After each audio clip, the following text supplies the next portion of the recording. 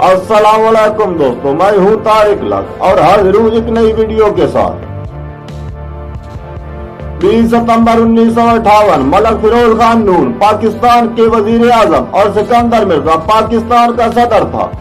याद रहे, सिकंदर मिर्जा मशहूर और मारूफ गद्दार मीर जाफर की औलाद में से था।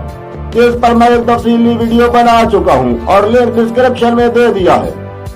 सिकंदर मिर्जा के कार्डिनेस ने मशरकी पाकिस्तान मौजूदा दौलत देश की असेंबली में एक हंगामा बर्पा कर दिया, जिसके नतीजे में असेंबली एक अखाड़ा बन गई। मार कुटाई में स्पीकर जख्मी हो गया और अस्पताल पहुंच गया। जब पुलिस ईवान में दाखिल हुई तो वजीर आला ताहिर रहमान ने उसे बाहर निकलवा दिया।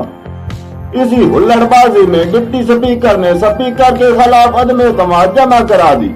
अदम एतमाद में कहा गया कि स्पीकर अब्दुल हकीम ज़हनी तवाज़ुन खो चुके हैं।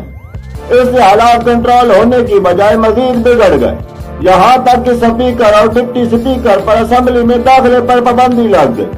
स्पीकर की जगह पैनल ऑफ द चेयर के रुकन अजीजुर रहमान ने स्पीकर की कुर्सी संभाली, लेकिन वो भी इजलास न चला सकी।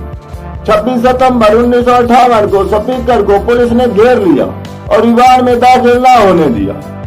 Deputy speaker Shahid Ali speaker की जगह इजलास चलाने के लिए स्पीकर की कुर्सी पर बैठ गए।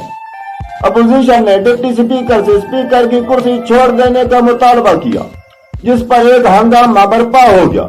डिप्टी स्पीकर शाहिद अली तशद्दुद के नतीजे में जख्मी हो गए और 2 रोज बेहोश रहने के बाद दुनिया फानी से कूच कर गए।